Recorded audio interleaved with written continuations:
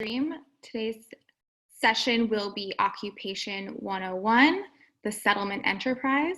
I'm Madeline Cheragino, Senior Congressional Liaison for J Street. I run our Congressional Education Program, which includes our delegations to the region. And I'm excited today to welcome Yehuda Shaul, who I have had the pleasure of working with over the years. Yehuda is the co-director and founder of Breaking the Silence, a nonprofit organization of veteran IDF combatants. After serving as a commander during the Second Intifada, Yehuda organized with his fellow former soldiers who had served in the occupied territories to present their testimonies to the Israeli public. Yehuda's ability to accurately and compellingly explain the human cost of the occupation on both the occupied and the occupiers has made him a much sought expert for lawmakers and diplomats around the world. If at any time during the presentation you have a question, please type your question into the Q&A box at the bottom of the screen. We will have a Q&A at the end of the presentation. Now, welcome, Yehuda. Thank you very, very much. It's really an honor and a privilege to do this session number 1 out of 2.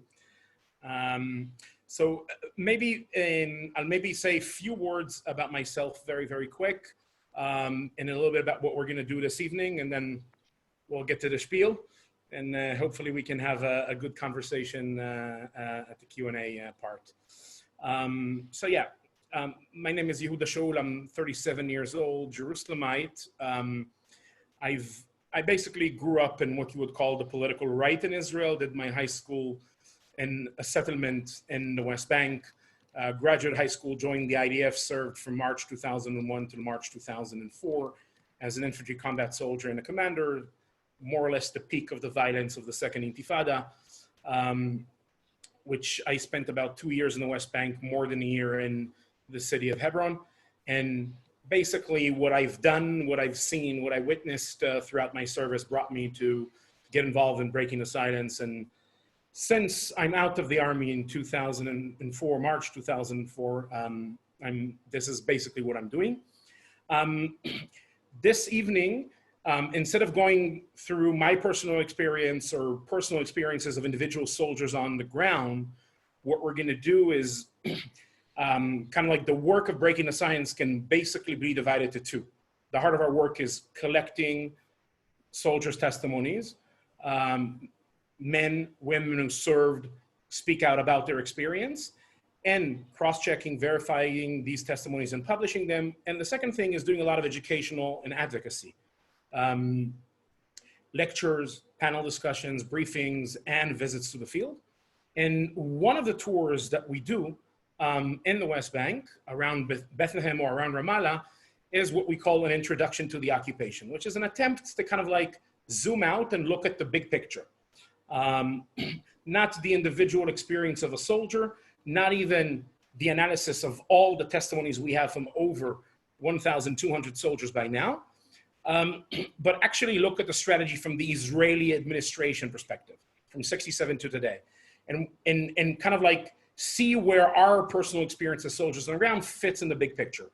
So of course we cannot go now for a 7-hour tour in the field.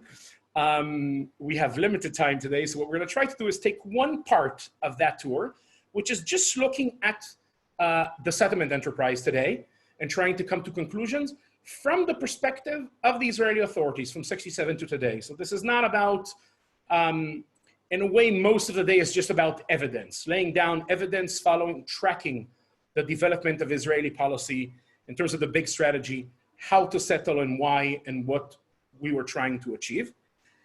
Next session, which is next week, we're going to do is try to look at the issues of access and movement of Palestinians in Gaza and the West Bank from 1967 to today, and try to put together what we would see today about the strategy and ideas behind the settlement enterprise, plus strategies and ideas behind issues of restrictions and movement of Palestinians, and try to come to political conclusions about Israeli politics, and try to understand a bit better the reality where we are today politically in Israel, where we are on the verge of moving from occupation to annexation. So this is not out of nowhere. We're just going to try to see at the development and try to understand why and how we've arrived where we are today. So I'll maybe just start with today, if I may. Talking about the settlement enterprise, why,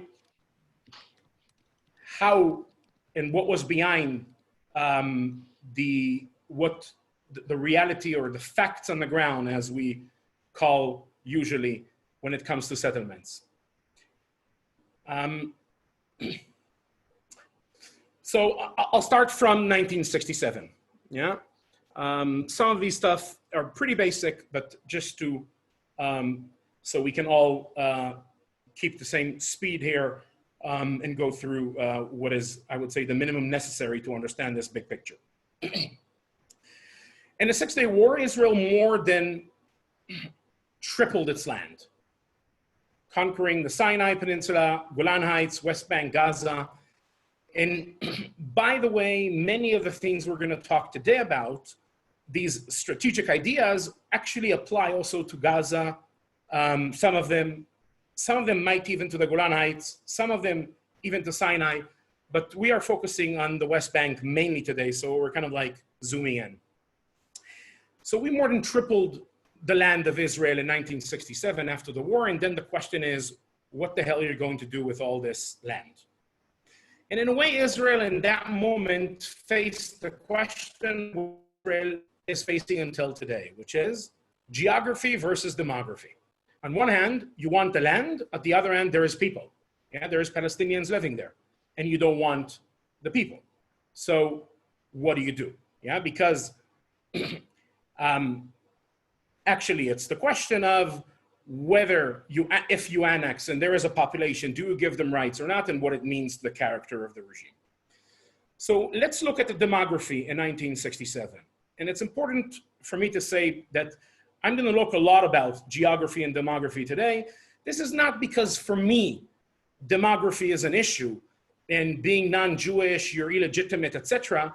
This is just because this is the Israeli system and how it's established and thinks about the reality. And that's why it's important to keep these things in mind. So in 1967, we have more or less 2.65 million citizens of Israel. About 11.5% of them are Palestinian citizens of Israel, while in the West Bank and Gaza, we have almost 1 million Palestinians. So that basically gives us a breakdown of 65% Jews, 35% Palestinians, river to the sea. And again, the question is, what do you do with it? If you really look to the minutes of the government, of the cabinet back then, protocols, it's very clear that there is no real plan. Yeah? Actually, the common belief was the international community is going to knock on our doors and make us retreat, leave these territories, just like what happened after 1956 when we conquered Gaza in Sinai, where in 1957 we had to give it back. But the international community didn't come, so we are still there. And then the question comes, what do you do with there? There is basically two ministers who have a vision, who start to implement it, and ultimately that kind of like a mishmash of these two visions will become the Israeli policy. One of them was Moshe Dayan, the Minister of Defense. His idea was very simple. We basically want the entire land to control, river to the sea. We open borders, we integrate economy, freedom of movement. Palestinians can move around, can work in Israel, etc. And because we don't want to swallow the demography, what we're going to give Palestinians is some level of self-management, not over territory, only over population. While another minister, Yigal Allon, deputy prime minister at the time, had a different idea, which was, let's divide the territory. Some parts of the territory that we believe are strategic for us and don't have much population, Palestinian population, we will take to Israel. And other parts where the massive population centers are, and we'll see it soon, will become a future Palestinian autonomy. But again, the eastern border of Israel will be the Jordan River. The question is how we don't swallow the demography. There is one exception to all that, and that is East Jerusalem. So we can see the green line. yeah, the armistice lines of 49. And basically we can see in red the municipal boundaries of Jerusalem extended basically into the West Bank, and what was East Jerusalem under Jordanian rule plus a lot of more territory, yeah, is basically annexed to Israel and becomes East Jerusalem. Palestinians there are not in the same status as the rest of the West Bank. They are residents of Israel. They don't have a right to vote to parliament. That residency can always be revoked under few conditions, several conditions, but we don't have the time to go too much into detail. That's a price we pay for actually zooming out and trying to cover 53 years and a half an hour. But right away, Israelis move into the Jewish quarter in the old city in Jerusalem. Yigal Allon even gets a house there. And those kind of settlements, yeah, because of the historical significance of Jerusalem, right away start in the old city of Jerusalem. While outside of the old city, bigger picture than that, a lot of people believe or think or see the Israeli settlement enterprise as an enterprise being run and pushed by national religious Messianic Jews who believe in the beginning of the redemption process, the third temple, Messiah, etc., etc. And indeed, we have those in our society, and very quick after the war, they start to put pressure and try to promote settlements. And probably in the first place they will succeed is, you can see here in blue, this is Kfar Etzion. Hanan Porat, who is a student in Merkaz Harav, a national religious yeshiva in Jerusalem, the hub of Jewish Messianic, national religious Jewish Messianic thought, a yeshiva headed by Arav Kook. He comes from a family from Kfar Etzion. Okay, in 1948, before 1948, we used to have 4 Jewish villages in what is today Gush Etzion. We lost them in the war in 48 to the Jordanian army. And he comes from there, I am a refugee, a Jewish refugee from there, organizes other family members from the families from before 48, and they put pressure on the government and want to return. And in September 67, the government says, okay, and Kfar Etzion is built. Another settlement that religious Messianic Jews will drive very quick will be Hebron. April 68, first Passover after the 6-day war is over. Again, yeshiva students from Merkaz Harav, the same national religious Messianic yeshiva, ask permission to celebrate Passover in Hebron. They get permission only for Passover. They rent a Palestinian hotel. Passover is over. They refuse to leave. And we have the settlement in Hebron. Interestingly enough, also in Hebron, yeah, the second settlement by the religious zealots, there is an element of Jews returning, yeah, because there's not only the tomb of the patriarchs, the sacred religious site, but also there was for centuries Jewish presence in Hebron, a Jewish community that was destroyed in a massacre carried by Palestinians in August 1929.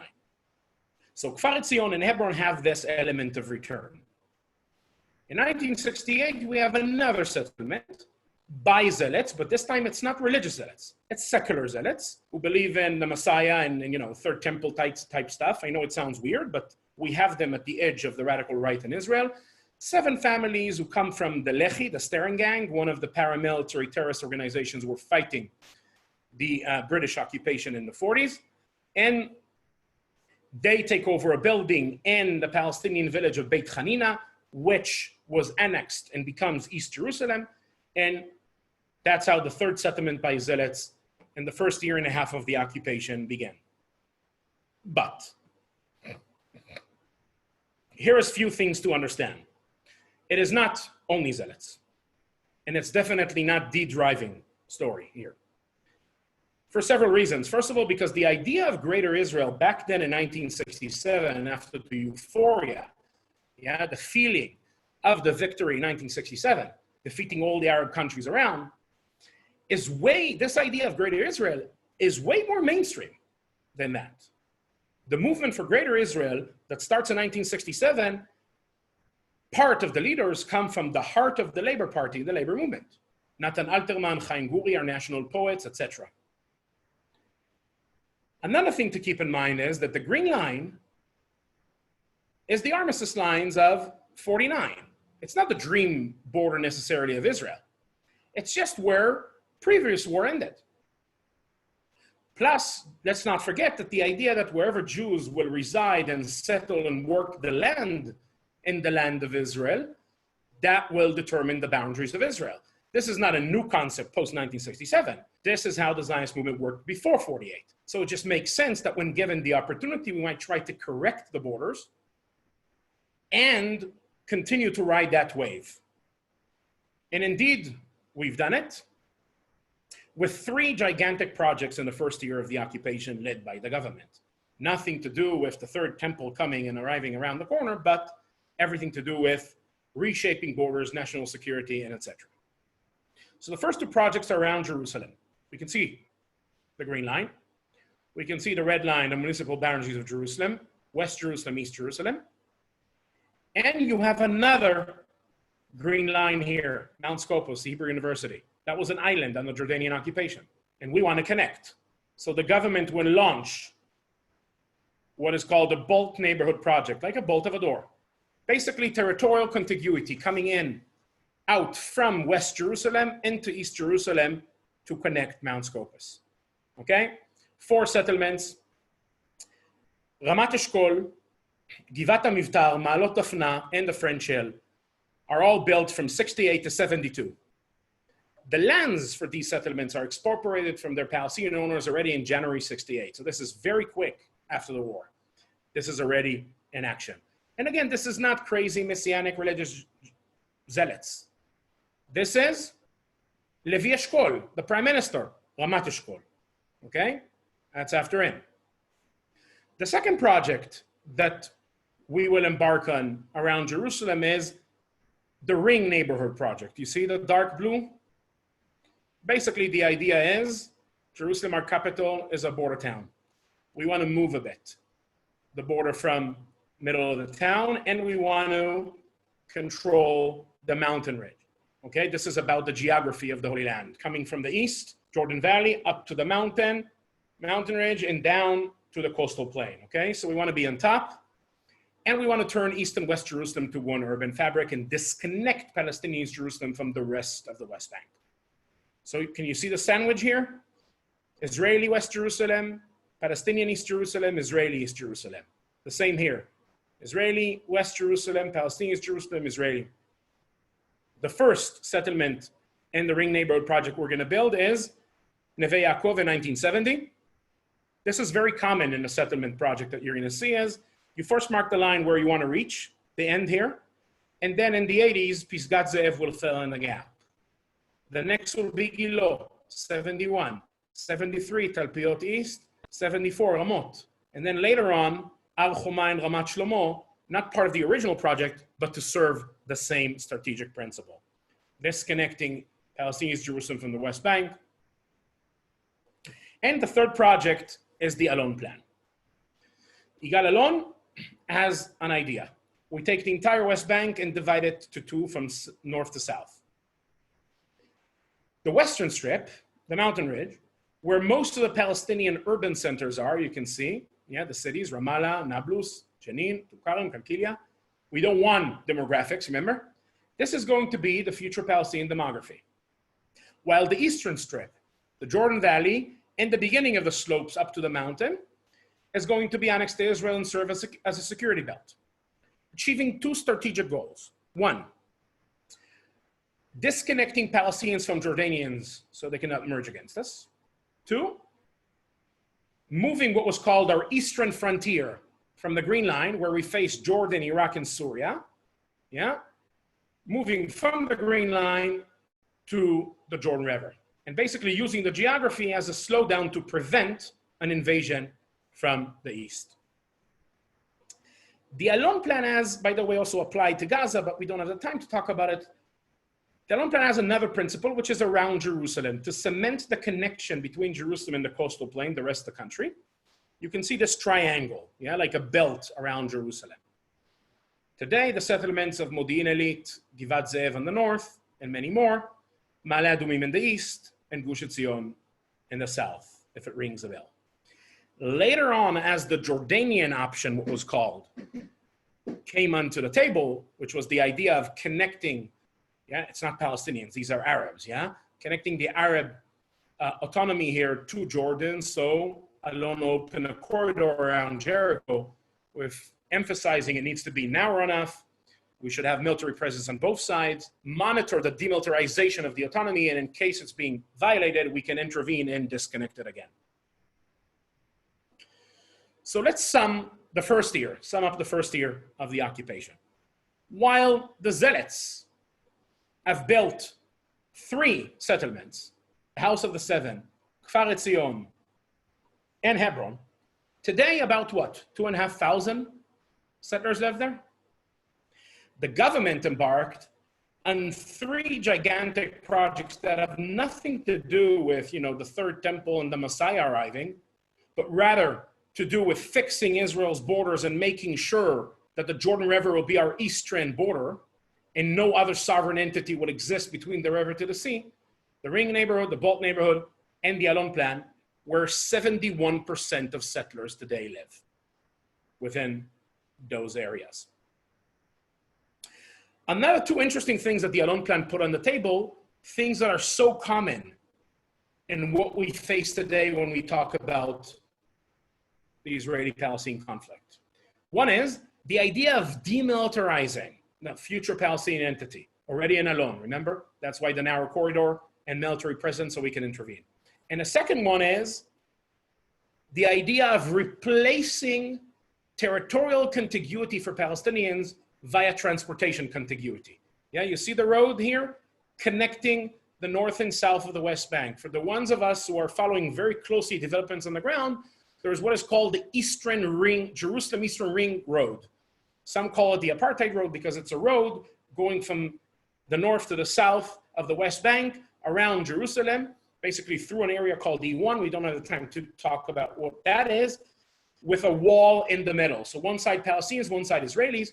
You can, in a way, the idea, again, not the exact drawing and, coordinates of it, but the idea of this corridor that connects north and south and not territorial contiguity is already in the first year of the occupation, very quick, July 13th, right after the war, a month.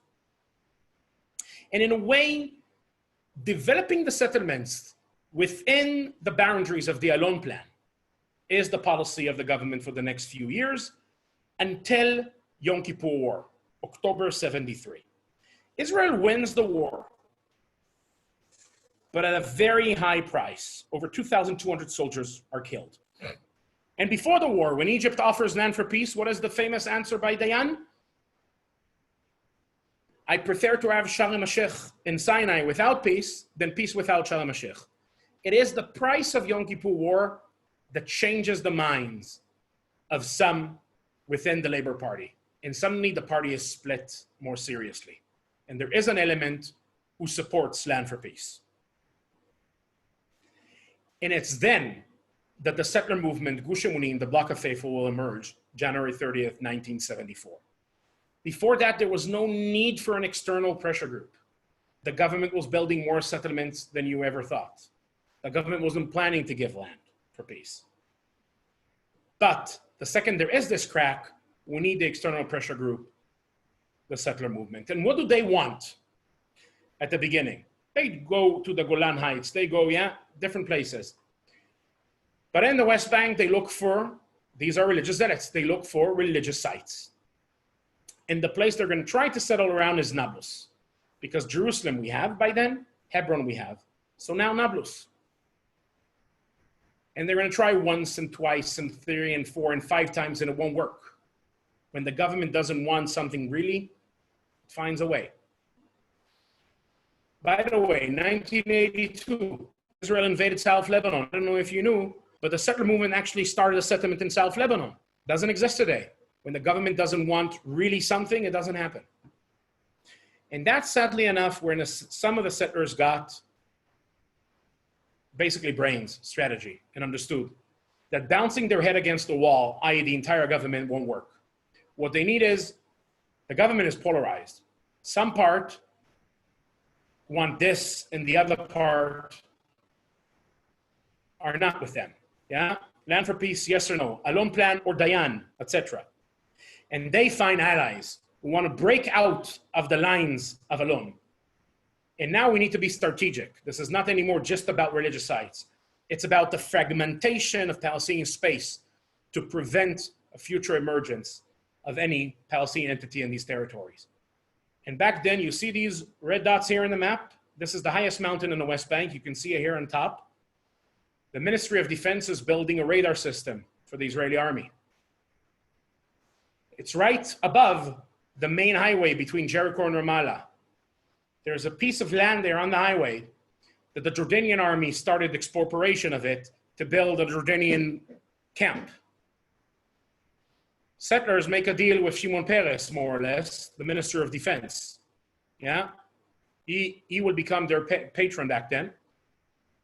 We are employees. We work to build a military base. Every day we commute back to Jerusalem at the end of the day.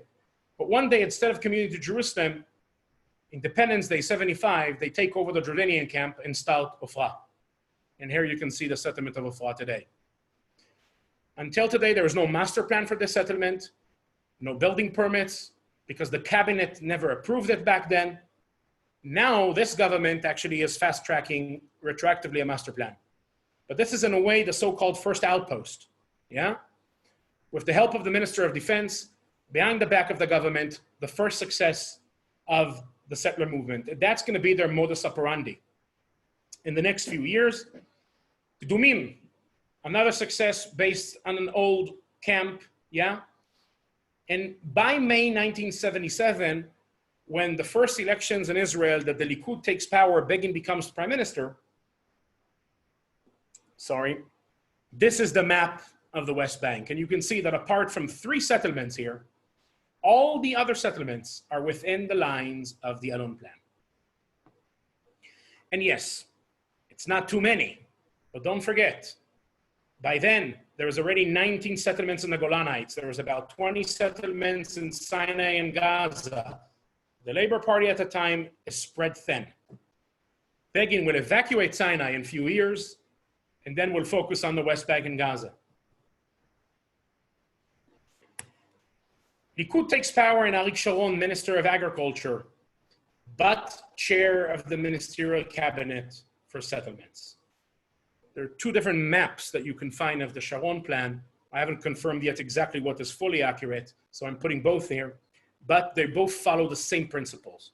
Sharon is a big fan of the eastern strip of Alon, and he will support and reinforce it. A big fan of this triangle around Jerusalem. But Sharon will add 2 more things. One is another western strip, just to erase the green line, yeah? And make sure that this can never serve as a future border. And Sharon will take the idea of internal fragmentation to the masterpiece of today. Palestinian development in the West Bank is north to south, and he will build settlements along the north-south roads, but he will also introduce east-west corridors. You see them? Later on, those ideas will be put into a plan, a master plan down to details by Matityahu Drobles, the main planner of the settlement division of the World Zionist Organization. Drobles plan, and there it is, you can see, yeah, the complete fragmentation, yeah, based on the north-south roads and introducing the east-west. And every Palestinian city will be encircled apart from Jenin. Okay, the yellow are planned, and we didn't complete the encirclement of Jenin.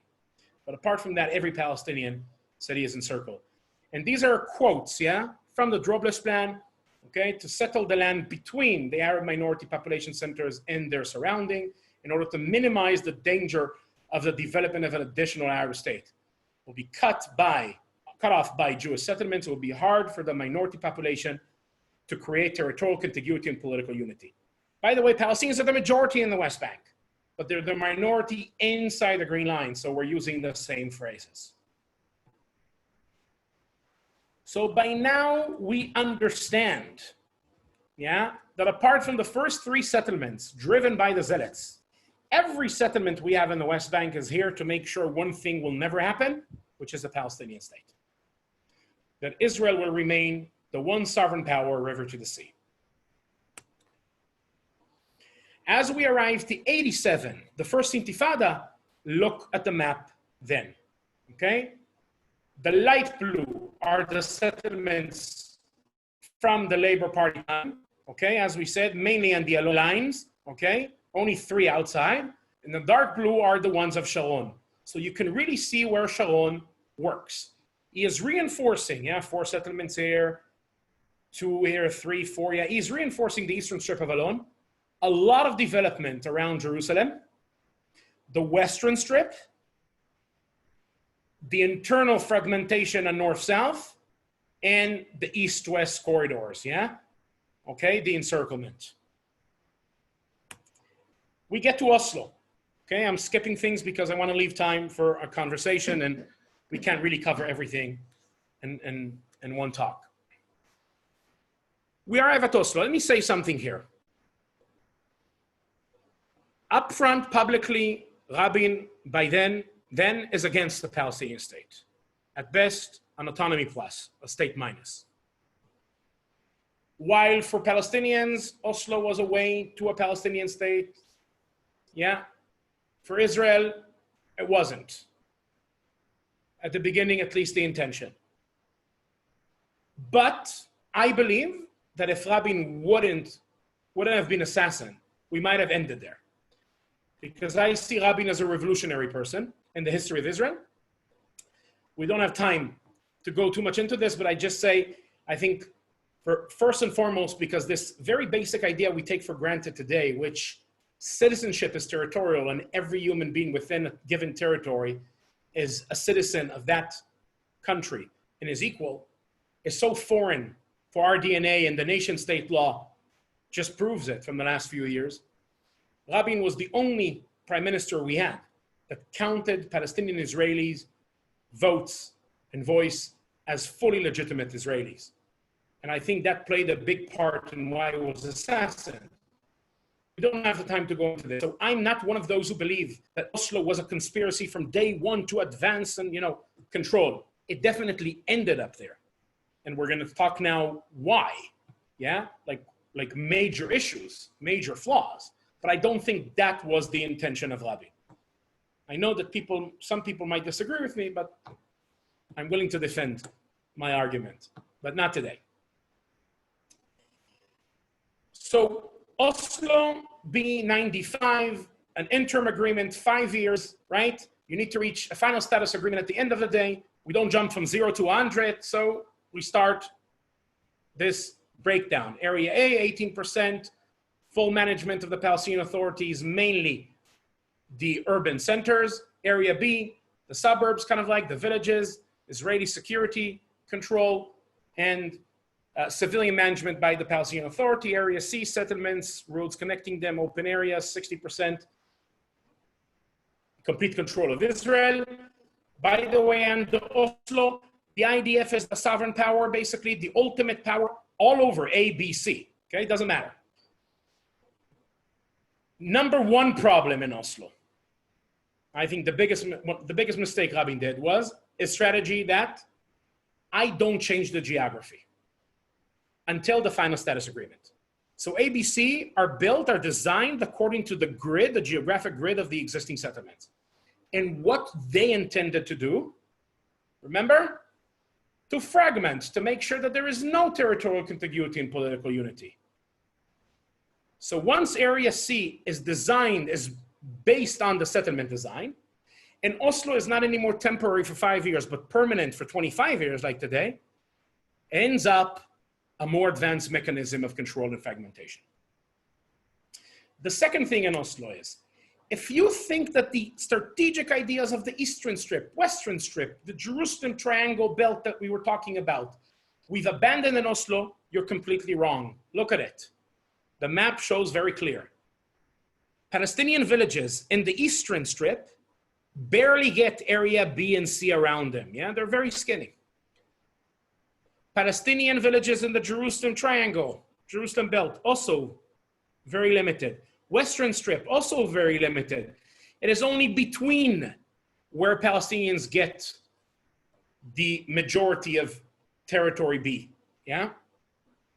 because these strategic ideas are still driving our maps. The third issue in Oslo that I'd like to say, and in my eyes, the cancer that killed Oslo. In order to allow Israelis to drive through the West Bank without leaving direct supervisions of the IDF, i.e. without going through Area A, bypass roads were built around Area A. So, if old Road 60, which is the main north-south road in West Bank, used to go through Ramallah, there is a new Road 60 that was built bypassing Ramallah. Every time we get to a Palestinian city, we split. The old road continues through the city, the new road around. If the old Road 60 went through Bethlehem, the new road bypasses. And why I said this is the cancer that killed Oslo. How many settlers were in the West Bank outside of East Jerusalem in 95? 116,000. How many today? 440,000. So it's during the days of the so-called peace process that the number of settlers more than tripled. And one of the main reasons is the bypass roads. And I'm going to explain why. Until today, the settlements are not an economic viable project. More than 60% of settlers commute daily to work in Israel. So if I'm a settler, in Ofra, okay, I need to drive on Road 60 to Jerusalem to work. And that means I drive through Ramallah. This is the 80s, late 80s, the first Intifada. The average Israeli Jew driving through Ramallah doesn't feel at home. Traffic in the city, bad infrastructure, old roads, etc. And don't forget, security-wise, this is the days of the first Intifada, driving through El Amari refugee camp, Kalandio refugee camp, not safe. Don't worry. A modern highway outside of the city, you don't see much Palestinians, you feel at home, and you're more safe and easier to commute. The same with if I'm a settler from Efrat and Gush Etzion and I commute to Jerusalem. Not anymore through Bethlehem where I don't feel at home, near Aida refugee camp, the Aisha refugee camp. No, a modern highway. So it is the bypass roads that are the main driving force to suburbanize the settlers. My two sisters and brother who live today in settlements in the West Bank, by the way, right here, would have never gone there if you didn't have that infrastructure that separates you from the Palestinians. And don't think it's a coincidence. The planners knew it, from day 2, more or less. It's already from the 80s. That's how it works.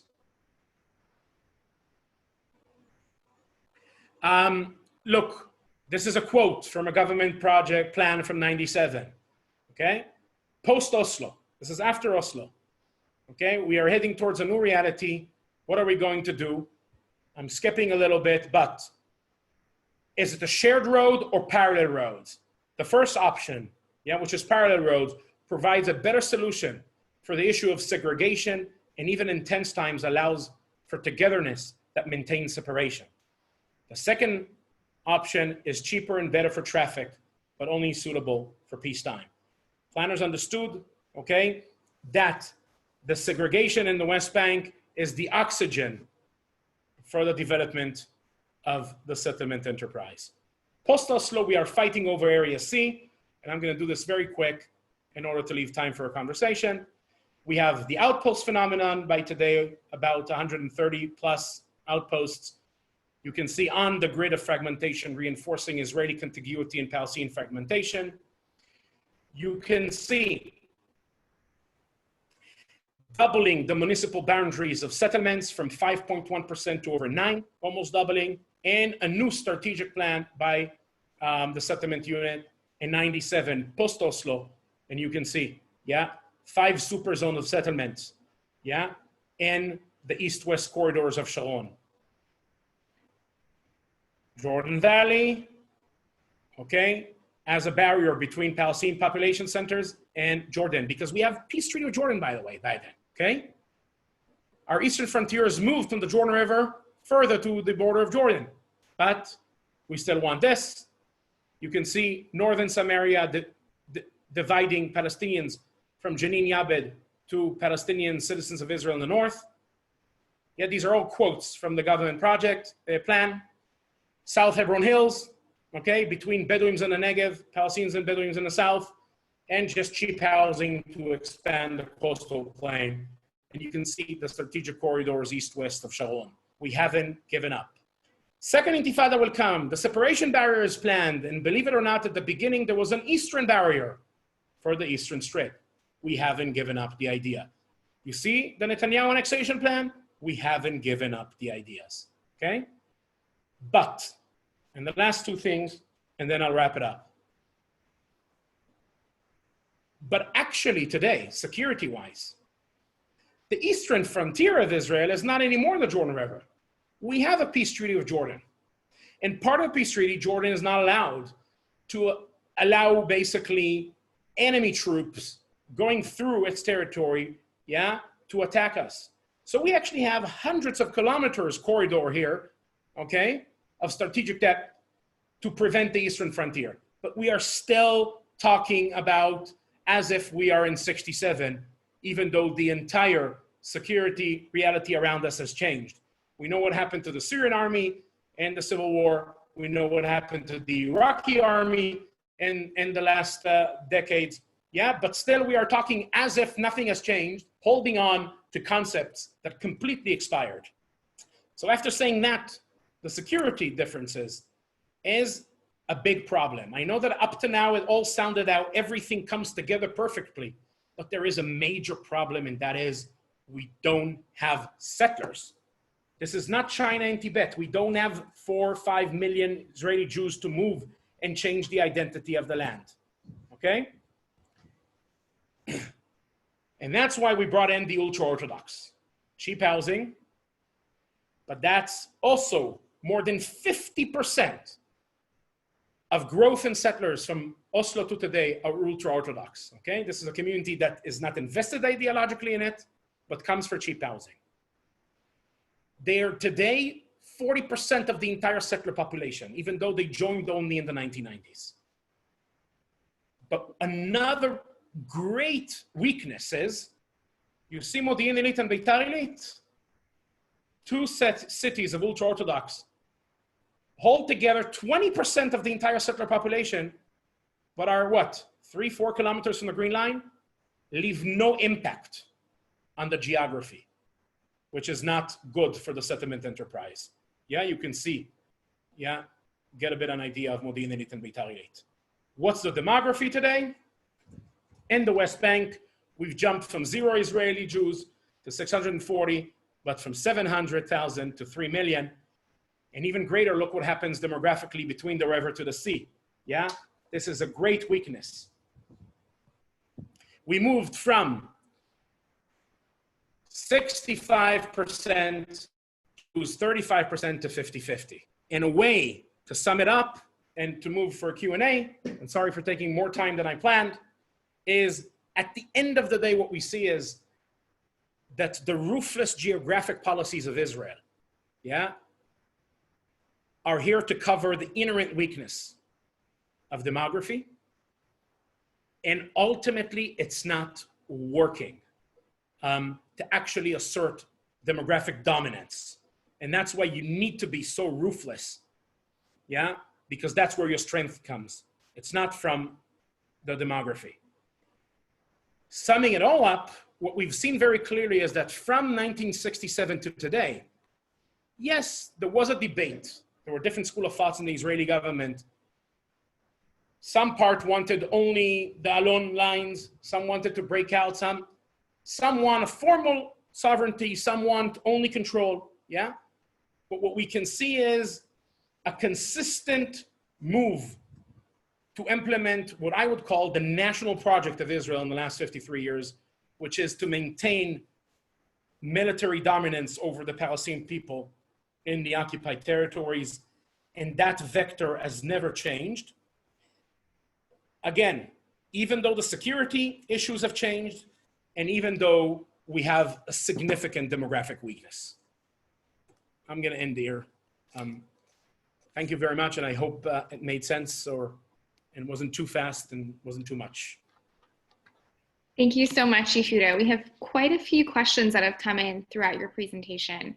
So I'm going to get started by merging a few of them to begin with. So the IDF and settlements are so embedded in the West Bank. is it still possible for Israel to withdraw? And is a two-state solution with a contiguous Palestinian state still possible? I was planning to argue more this in the next session to actually show kind of like a bulletproof position. My answer is yes. I call myself, a two-state extremist, so to speak, in a way, for different reasons. But first and foremost, I would argue this idea that we haven't brought Israel to loosen its grip over the occupied territories. And as we saw, it is the vector of all Israeli governments. The occupation is the Israeli project. We're going to bring Israel to dissolve itself and turn a democracy river to the sea. Doesn't make sense to me. Secondly, it is the demographic separation that matches two states. Meaning, if Nablus would have moved to Tel Aviv, if 200,000 Palestinians from Hebron would have moved into the Green Line, and another 300,000 Israelis would have moved to the Jordan Valley, then I would say, nah. Demography suits a geographic resolution of one state. But we are still, and again, we will see it better in the next session when we talk about access and movement and what it means and how we kept that structure. But we are still, demographically, we are more closer to a geography of two states. Now, of course, Israel doesn't want two states, and that's why we haven't gotten there.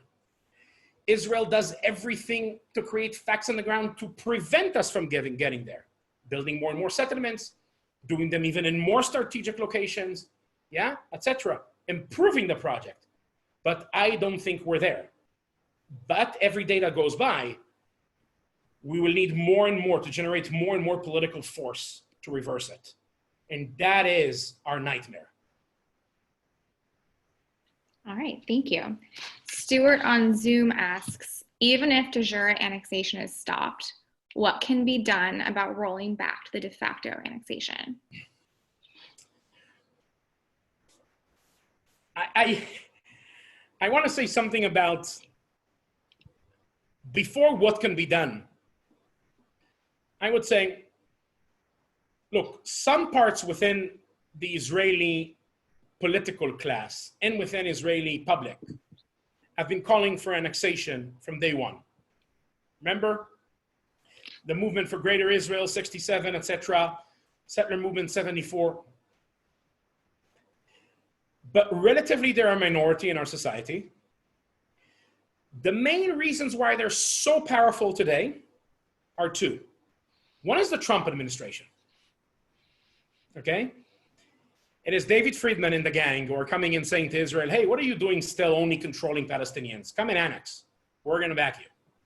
And Netanyahu legal's problems of, he needs to make sure that he doesn't go to prison.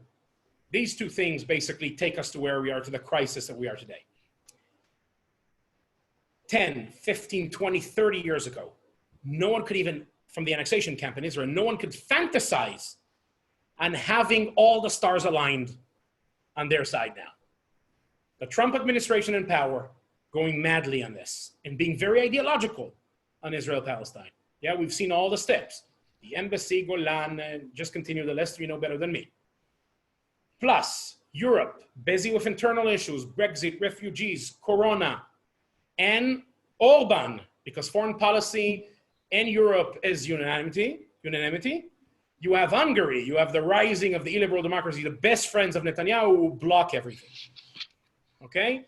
Plus India, Brazil, these powers with non-liberal democracies. You have a majority in Israeli Knesset for annexation. If we stop annexation now, this is not going back to where we were a year ago. This will be a huge blow to the idea of annexation. Because if annexation cannot be fulfilled now when all the stars are aligned, it might be a fantasy that cannot be fulfilled for the next 50 years. So if annexation is stopped, this is way more than just stopping annexation. Well, that's somewhat uplifting then. Peter Fry asks, what would you say that ultimate annexation was, in a way, always the plan of the Israeli government? I don't believe that annexation of full territory was a plan of the Israeli government all along. As I said, there were forces who were talking about this. Formal de jure annexation was not the plan. Looking at the evidence, again, there were people who wanted it, but there were people who didn't want, exactly because they didn't want to swallow the demography. So they were struggling with how to have the control over the entire territory, as we saw. All the strategy was put into cementing that, and looking for ways not to swallow, saying that this is temporary. Talking about an autonomy, different ways and different. By the way, interestingly enough, it is Gaza that Israel wanted to annex all of these years, up to the 1990s. Yeah? I know that the common belief around here is that, oh no, it's the biblical land in Judea and Samaria and the West Bank. Gaza is not important. Actually, Gaza was more important from a strategic point of view of a front versus, in front of Egypt, etc. And even Alon and his plans had the idea of resettling the refugees from the Gaza Strip in the West Bank, annexing Gaza, and give full citizenship to the original residents of the Gaza Strip, which are a tiny minority, okay, relatively. So something that will not harm the demographic issue. So until the 1990s, annexation was more relevant to Gaza than to the West Bank. Okay, thank you. Abraham on Zoom asks, given the chronic instability and authoritarian political condition of the Arab world, why shouldn't Israel maintain full military control west of the Jordan River? And I'd like to add as well a second question here. What are the security implications for the IDF and Israel if Israel maintains control over all of Area C and the entrance and exit points to areas A and B? So look, I think one needs to look at it in two ways. There is the value-based perspective on this, and there is the interest-based perspective on this. To be honest, I'm more interested in values, yeah? But I'm willing to also talk about interests, okay? But a value-based perspective for me is the idea, yeah, that we have a right to strip millions of people from rights forever, yeah? Because we think that this is necessary for our security, unacceptable for me. This is not democracy. This is not what Israel is supposed to be, yeah? Occupation is supposed to be a temporary reality. Hence, you're allowed to suspend rights of people because it's temporary. And ultimately, they need to get it back, yeah? The second thing is, this argument in my eyes is the most anti-Zionist argument I can think of. Because Zionism, the way I understand it, comes from the perspective, from the idea, the argument, that nations have a right to self-determination. We Jews say we are being fed with being ruled by others, and we want independence. But the same idea applies also to Palestinians. This idea that the only way I will be allowed to exercise my right to self-determination is if I strip the exact same right from my Palestinian neighbor, completely unacceptable for me. Fantastic. Now let's move to the interest base for a minute, and I would say the thinking that we forever are going to control and oppress a growing demographics and trying to squeeze them into shrinking geography, and that will be sustainable and will achieve a stability is insane. Never worked before in history, ain't reason to believe it's going to work today. And it's going to take Israel morally down to a very bad path. Thank you. So I want to add a quick note. We're going to go a little over time, although I know some of you may have to log off at 3 Eastern. We're going to stick around until about 3:15. Stay tuned if you have questions. If you have to log off, just know that the recording of this conversation will be available later today at jstreet.org/J-stream. So you can find the rest of it if you do need to go a little early. Now, William Berger on Zoom asks, Yehuda, do you believe that the threat of annexation will force, in quotation marks, the PA to reconsider its refusal to negotiate with Israel in order to salvage something in the West Bank? I think this is definitely what the Trump administration wants, in a way. Not even threat, to implement. Yeah? They are joining Netanyahu in the goal of trying to achieve Palestinian surrender. And I just don't believe it's possible. Yeah? Palestinians are just like us, and just like you in the US. No human being will agree to live under the regime we are putting Palestinians under, where you have no basic rights, nor civil political rights, nor human rights. Yeah? Where at any moment, a whole list of things that are unthinkable for you in the US can happen to you, and they're all legally under the military law. We in the military can break into your house in the middle of the night, tear apart the place. We don't need a warrant, we don't need probable cause, we don't need all these things that you are used to from a democracy, irrelevant. Yeah, we do that for many different reasons. Sometimes with intelligence, most without. For what we call in the military, making our presence felt. Yeah, this is one of the things I used to do a lot as a soldier. The idea goes this way. If Palestinians will get the feeling that the IDF is all the time everywhere, they'll be afraid to attack. So what do you do to make them feel this way? You make your presence felt. In different parts of the West Bank, it will manifest itself in different ways. In Hebron, where I served for over a year, which is an urban setting, you have 850 settlers in the midst of 230,000 Palestinians. You have 3 patrols, but that's their mission statement, to make their presence felt 24/7. Start your night shift patrol 10 o'clock to 6 o'clock in the morning. Walk in the streets of the old city, of the Kasbah, bump into a house. It's a random house. It's not a house we have intelligence. Don't get me wrong. It's a random house. The sergeant, the officer who leads the patrol, chooses the house, bumps into the house, wakes up the family, searches the place. You can imagine what happens when the military unit enters your house 2 o'clock in the morning. Finish searching, go out to the street, knock on some doors, make some noise, run to the other corner of the street, invade another house. And that's how you spend an 8-hour shift. 24 hours a day, 7 days a week, from September 2000, when the second Intifada started, till today. It didn't stop for 1 second. The idea is very simple. Every Palestinian needs to feel the military is right here. We're breathing down your neck. It's to do what we call in the military, the military phrase, the mission statement is ליצור תחושת נרדפות אצל האוכלוסייה הפלסטינית. To create the sense of being chased, of being pursued inside the Palestinian population. That is the meaning of ruling another people against their will permanently. You need to make them fear you, and once they get used to a level of fear, you have to increase it, and it's a whole without a bottom. To agree to live your entire life like this? No. And by the way, I really hope the Palestinian Authority will not do that.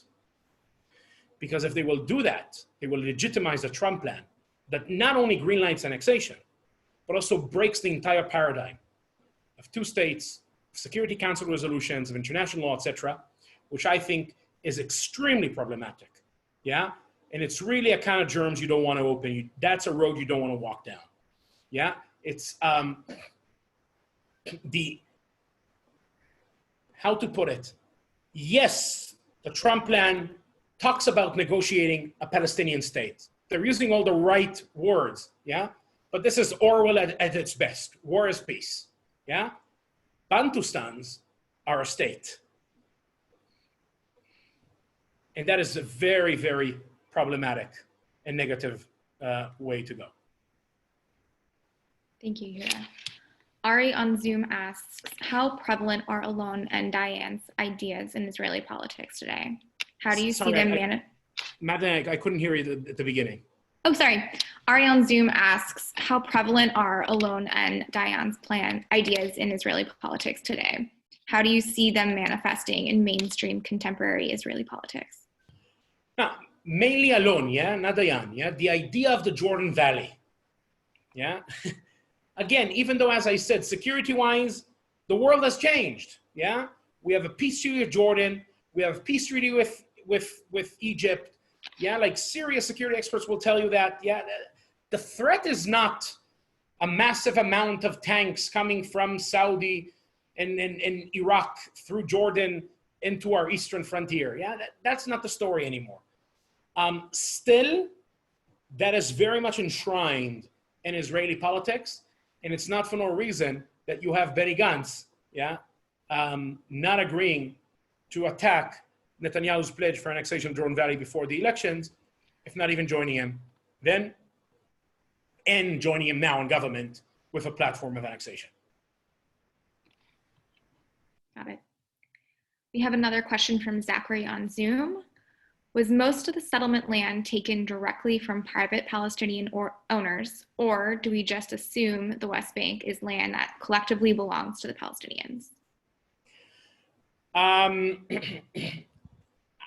I would say it's more closer to number one. Yeah, it's the amount of land grab that Israel has done from 1967 to today in the West Bank is enormous. And also in East Jerusalem, by the way. More than 1/3, a little bit more than 1/3 of the land that was annexed in East Jerusalem was expropriated. And much of it was allocated for settlements. In the West Bank, around 18% of private Palestinian land in different levels of private, because there is an issue of lands in the West Bank and we don't have the time to go into it because not all the lands were registered and organized. Because in the Ottoman Empire time, those things didn't happen, and then the British started it, and Jordanians continued a little bit, but then Israel came in the middle in 1967. So we're not going to go into, if you want, we can do a whole day on land, and I think it's important actually. But about 18% of the land in the West Bank was taken from private Palestinians, and another, a little bit more than that, is what was called public land under British and Jordanian control that basically was taken by the IDF, and parts of it were allocated to settlements and to other things, So enormous amount of land grab and theft. And by the way, annexation will basically, one of the main consequences of annexation that could happen is a huge increase in land grab. Fantastic. Robert on Zoom asks, what should we make of Abbas's announcement that the PA will no longer comply with Oslo? Wow. Every questionnaire is spot on. Look, the truth is that I'm not an expert for Palestinian society and politics. So unfortunately, I don't think I can give an opinion from, an insider opinion on this. This is not the first time that we heard these threats from Abbas and from the PA in different ways, versions, levels. What is obvious is that ultimately, continuing security cooperation with Israeli forces, continuing legitimacy to the PA by its people, any shred of legitimacy, there's not much left, but any, the remaining, after annexation, if security cooperation continues, will be dramatic to the PA internally. And without security coordination, I doubt Israel is going to allow an entity like this to continue to exist in Area A. Armed policemen, etc. Nah. It can be a game changer if implemented, but whether he's actually going to do it or not, above my pay grade. And I'm not a prophet also. So we have a few more questions about Israeli politics and annexation, so I'm going to ask them together. Stuart on Zoom asks, exactly how does Netanyahu's push for annexation keep him out of jail? Will the annexationists in Knesset grant him immunity? Marsha on Zoom asks, who do you see as the best leader in Israel to push against annexation? And I would like to also ask if there's any hope that Israeli public opinion will turn against annexation in any significant way.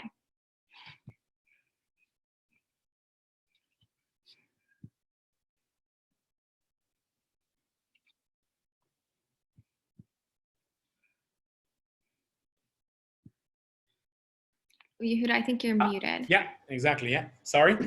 When it comes to the first question, how does the annexation keep Netanyahu? The idea is kind of like a deal between him and the religious right. Yeah, to have a majority in parliament, to give him immunity in some form or way. Yeah, because he pays back with annexation. Yeah, that is kind of like the traditional point of view. Whether that exactly is going to be the mechanism, who knows? But that's the idea. There. The about Israeli political leadership against annexation, about public opinion in Israel. Look, as I said, annexation is not something that has the support of the majority of Israelis. Still, we are far away from a reality where a majority of Israeli Jews will march in the streets against it. And just like we didn't march up to now against occupation, I believe and I fear that we're not going to march against annexation. We, the anti-annexation and the anti-occupation camp in Israel, are going to put the fight of our life. We are a minority. Yeah? We will not win without help from outside. And I think for you in J Street and for the people, the audience who are listening to us, without your help, we're not going to win this battle. More than anything, we need that help in order to change the cost-benefit calculation of the leadership in Israel. Now, think of it.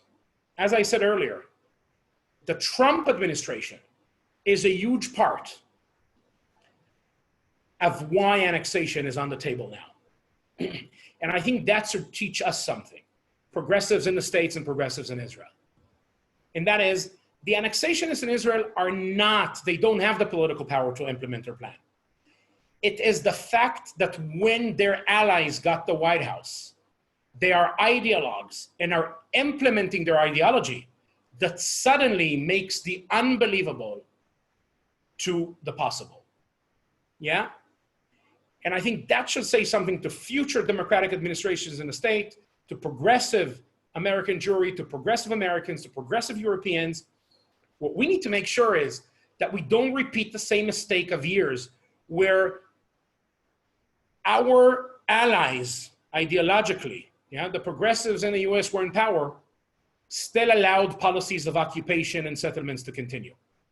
What we need from the next Democratic administration in the US is a clear, forceful intervention, to change those policies. The strength of the annexationists in Israel came from their allies willing to live their ideology when they got power. We will be, our force in Israel will multiply if our allies abroad, when given power, will actually have the spine to live up to our values and ideology. Thank you.